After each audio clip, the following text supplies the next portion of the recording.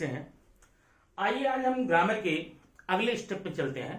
आप लोगों ने सेंटेंस के भरे पूरे परिवार को देखा और मुझे ऐसा लगता है कि आप उनके परिवार से परिचित भी हो चुके होंगे, परिचय हो चुका होगा, पहचान तो गए होंगे। चलिए अब उनसे दो दो हाथ करते हैं। दो दो हाथ मतलब लड़ना नहीं है, हाथ मिला लेंगे, शेक है, गले मिल लेंगे और गले मिल लेंगे तो हमारा काम आसान हो जाएगा।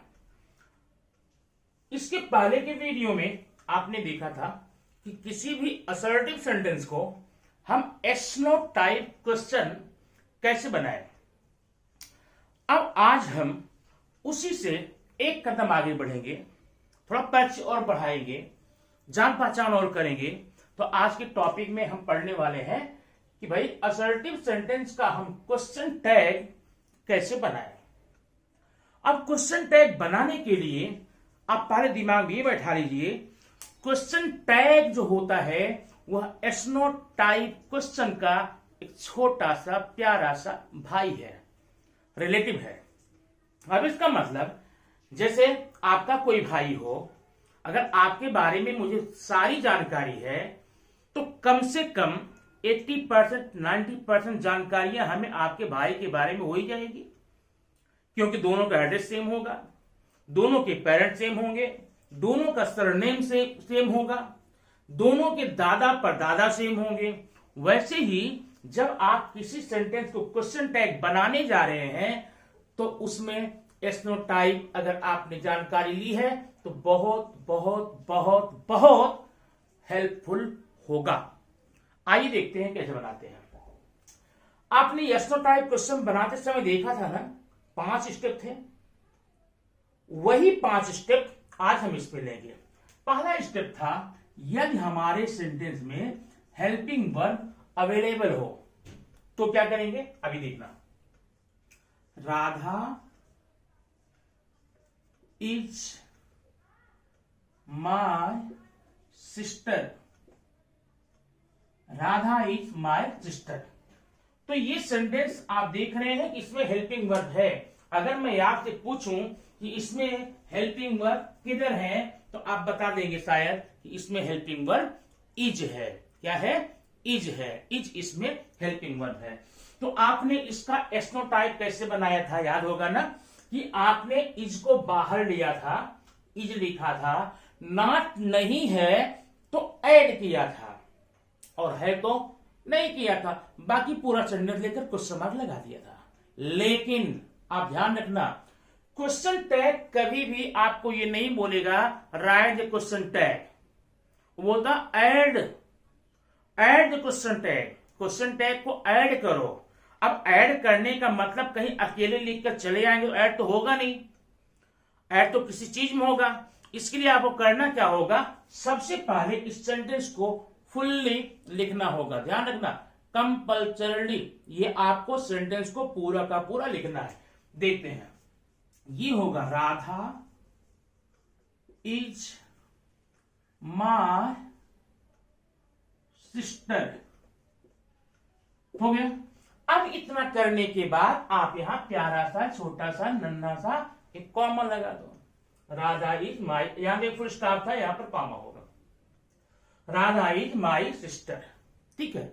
अब एक काम करना, ये जो हेल्पिंग वर्ब है निकाल के यहां लिख लो, इज लिख लिया ना। जो भी हेल्प, पहले पूरा सेंटेंस लिखेंगे और जो हेल्पिंग वर्ब है निकाल करके यहां पर हम उतार लेते हैं, लिख लेते हैं, राइट डाउन कर लेते हैं। अब उसके बाद में इस सेंटेंस में नॉट नहीं है ना, नहीं है तो नॉट आपको ऐड करना पड़ेगा। लेकिन कैसे करें जानते हो, नॉट का एन लिखना, एपस्ट्रॉफी कॉमा और यहां पर टी, इजंट। कोई भी हेल्पिंग वर्ब होगा वहां पर जब नॉट जोड़ेंगे तो हो जाएगा इजंट होगा, आरंट होगा, हैवंट होगा, डोंट होगा, डजंट होगा, डिडंट होगा।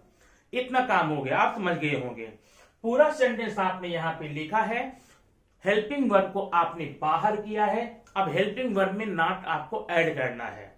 क्यों ऐड करना, क्योंकि यहां सेंटेंस में नहीं है। अगर होता तो नहीं करते, यस टाइप की तरफ।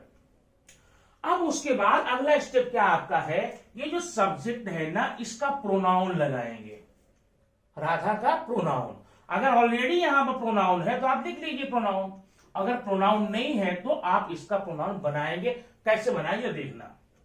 अगर ये गर्ल है, मेरा मतलब फीमेल, सिर्फ गर्ल की बात नहीं कर रहा हूं, या फिर मैं यहां लिख देता हूं, चलो गर्ल है, या फिर बॉय है, या फिर कोई ऑब्जेक्ट माने वस्तु है, ठीक है। यहां पर क्या है देख लो। अब वो देखने के बाद में आपको ये देखना पड़ेगा ये सिंगुलर है कि ये प्लूरल है। अगर गर्ल है यहां पे सिंगुलर है तो इसका प्रोनाउन बनेगा सी, और अगर बॉय यहां पर सिंगुलर में है तो बनेगा ही, और कोई वस्तु हो तो उसके लिए बनेगा इट। इसका मतलब इजंट, राधा है, इजंट शी, और यहां पर क्वेश्चन मार्क। तुम्हारी बात आई ना।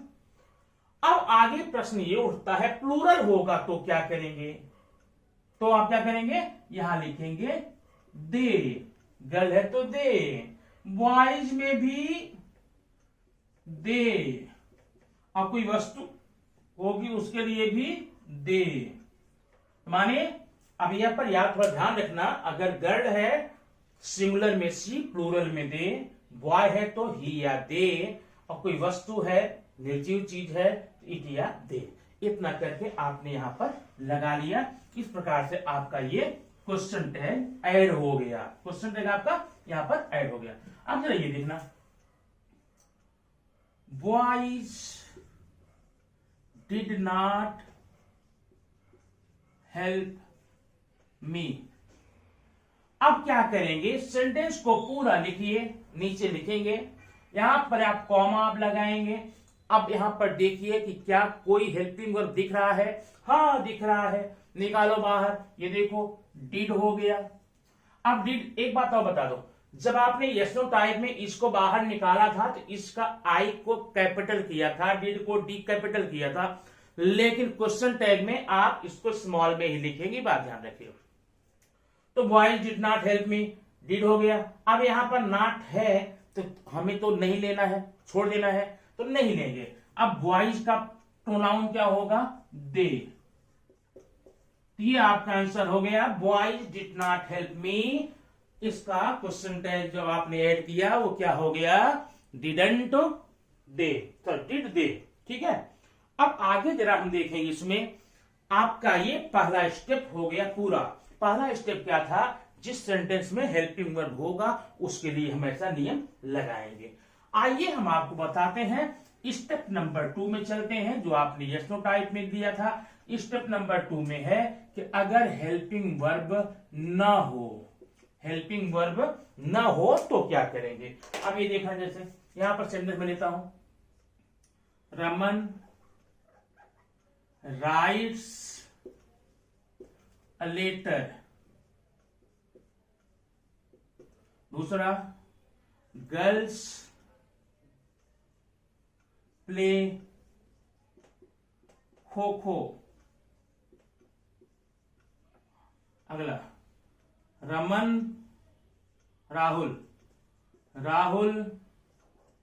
Called me. देखिए अब यहां पर आपने 3 सेंटेंस देखा है, 3 सेंटेंस में किसी में भी हेल्पिंग वर्ब नहीं है, किसी में नहीं है, ना तो इसमें है, ना तो इसमें है, ना तो इसमें। और आपने एस्टो टाइप में पढ़ा था कि अगर हेल्पिंग वर्ब नहीं होता है तो वर्ब का फॉर्म देखते हैं। अगर वर्ब में यस या यस है तो हेल्पिंग वर्ब डज मिलेगा, वर्ब में फर्स्ट है प्रेजेंट फॉर्म में है तो डू मिलेगा, और वर्ब सेकंड फॉर्म में है तो डिड मिलेगा। अब इसका मतलब यहां पर मैं लिख देता हूं, कॉमा हो गया। राइट्स है, हेल्पिंग वर्ब मिलेगा डज।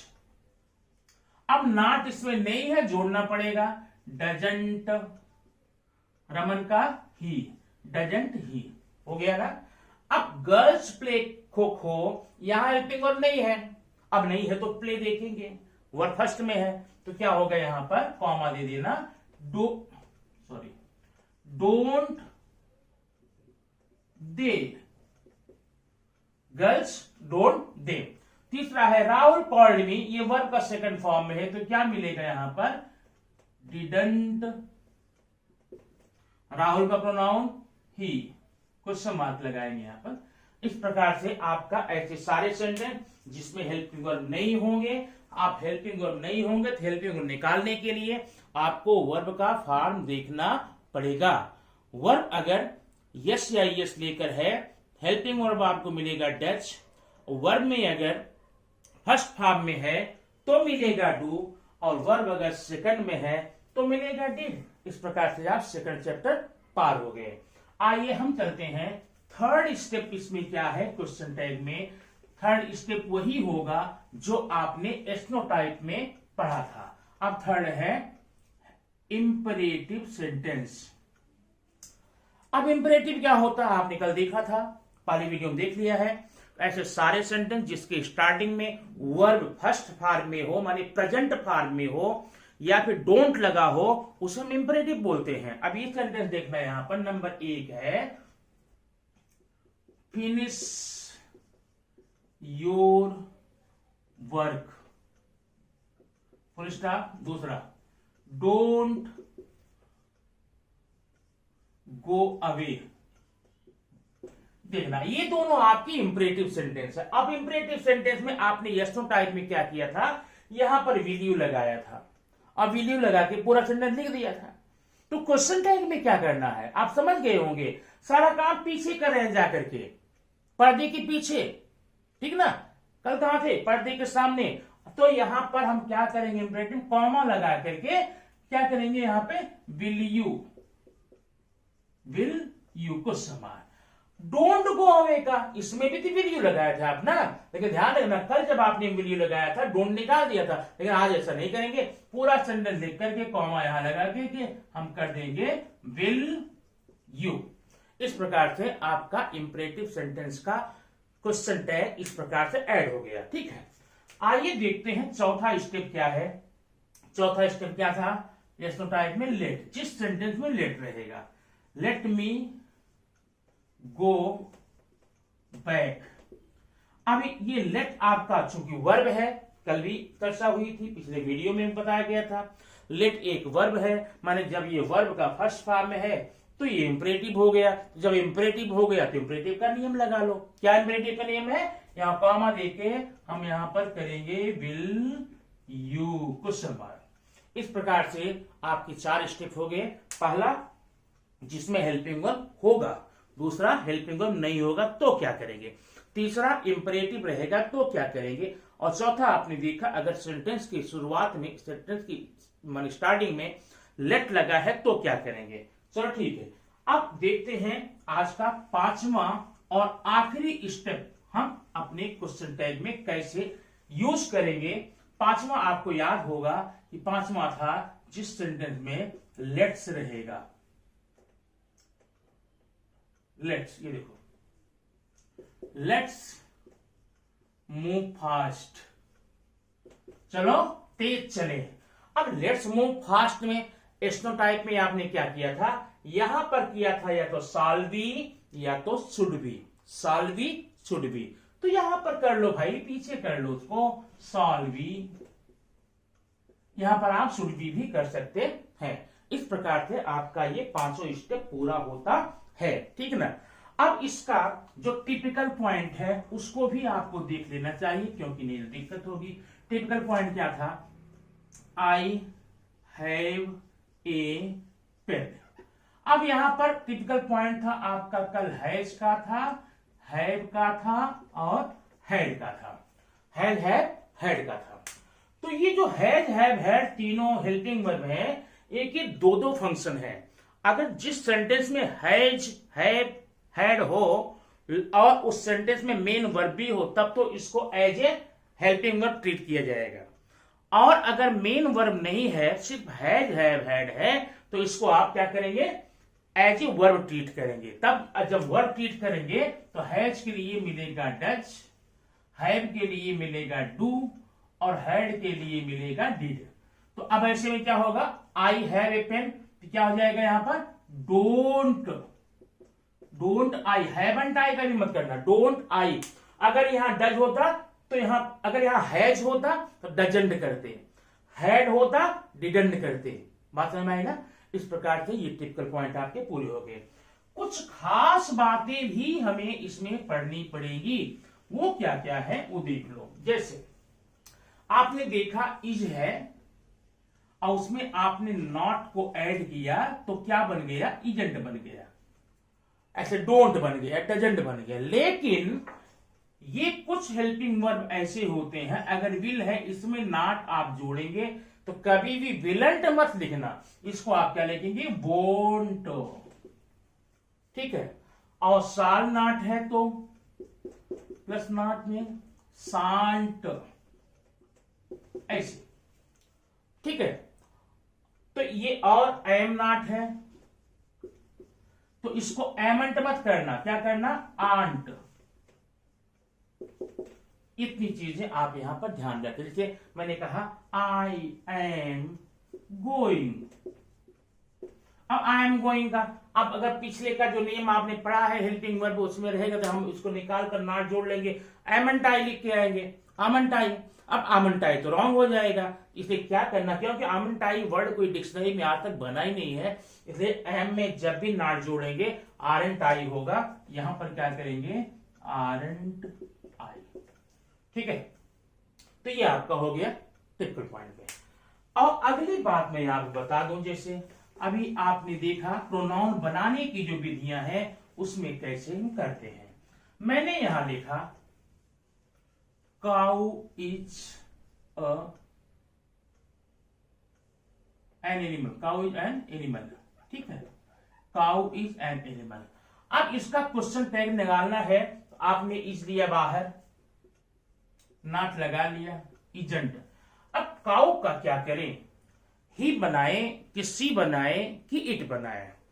अब आपको पता है काउ मेल है फीमेल है, काउ फीमेल है तो फीमेल में सी लगाते तो यहां भी हम सी लगा के क्वेश्चन मार्क लगा देंगे। बात बराबर ना, बात समझ गए।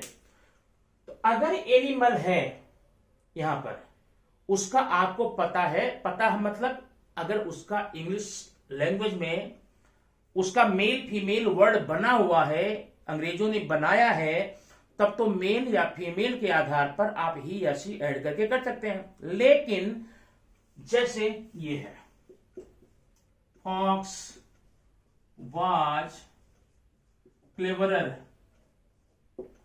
Fox was cleverer. अब ये फॉक्स है तो पहले हम वाज कर देते, वाजेंट कर देते हैं, बाद देखते हैं क्या होता है, वाजेंट।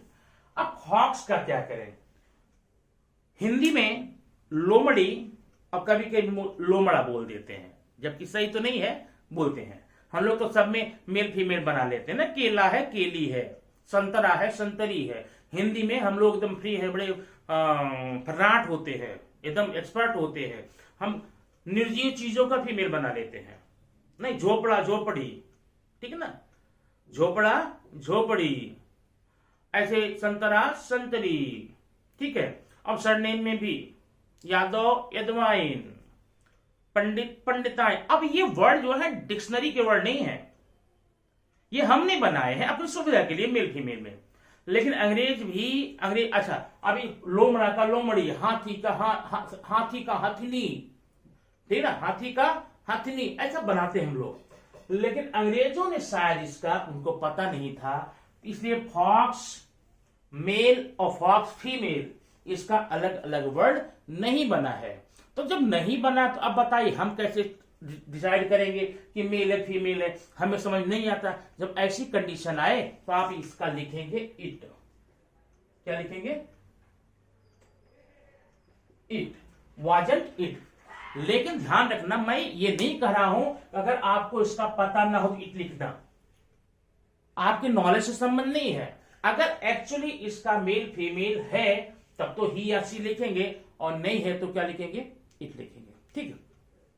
दूसरी बात इसकी ये होती है, कुछ वर्ड कभी कभी ये फॉक्स वगैरह जो होते हैं ना, स्टोरी में एक्टर के रूप में, एक स्पीकर रूप में, एक ह्यूमन बीइंग एक पर्सनिफाइड किए जाते हैं। जैसे मान लो एक कहानी है, once upon a time there was a fox, there was a fox. ठीक है, देयर वाज ए फॉक्स। आगे लिखा गया है इट वाज हंग्री, नहीं लिखा है she was hungry, she was hungry ना। अब यहां सी क्यों लिख दिया गया, क्योंकि यहां पर फॉक्स को पर्सोनिफाइड किया गया है। यहां पर लोमड़ी और कौवे में वार्तालाप होता है, कन्वर्सेशन होता है। तो कौवे को एज ए मेल और लोमड़ी को एज ए फीमेल मान करके कौवे के लिए ही और लोमड़ी के लिए हम शी का यूज यहां पर कर लेते हैं। लेकिन ऐसा तब होगा जब ये कहीं पर किसी स्टोरी के कैरेक्टर के रूप में पेश होंगे तब, अदरवाइज आप ऐसे शब्दों के लिए इट का ही प्रयोग करेंगे। ठीक है, और मुझे ऐसा लगता है कि क्वेश्चन टैग संबंधी बातें आप समझ में आ गई होंगी। और कोई अगर प्रॉब्लम हो, कोई कंफ्यूजन हो, तो आप कमेंट बॉक्स में जाकर कमेंट जरूर करना और उसका रिप्लाई मैं देने के लिए इंतजार करूंगा कि आपका कोई क्वेश्चन आए। इसी साथ में ये वीडियो में भी यहां पर फिनिश करता हूं और फिर तुरंत आपके हवाले करता हूं। अब देखते हैं आप कितना समझ जाते हैं। Okay, thank you.